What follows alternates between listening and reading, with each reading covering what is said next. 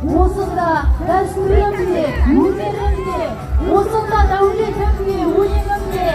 қазынам бар жиғаны осы көште, облысым тамыр тартқан көмегімде, халқым да